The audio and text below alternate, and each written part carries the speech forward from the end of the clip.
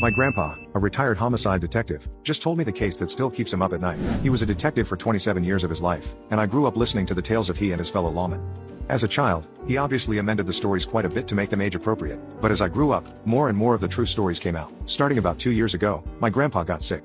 He's been on a slow decline ever since, and while it's been one of the hardest things I've ever had to deal with, his illness acted as the catalyst for a set of stories he'd never before brought up. He said he kept them filed away deep in the folder he doesn't like to open. He calls them the impossible ones. But this last one, the one he told me last night, he says it's the one that still keeps him up some nights, the one he thinks about every day. He said he's looked over the case files more times than he can remember, done a full re-examination of it all more times than he can remember, and it never makes any more sense. He said he only told me now because he can feel in his bones that he doesn't have a lot of time left. I recorded him telling me the story, so what follows is my transcription of the case, verbatim. I've only excluded his coughing fits and any off-topic remarks made during the telling of the case. The case was a murder/kidnapping. At least that's what it looked like, and it was me and Olson. I've told you about it. There was a family, the name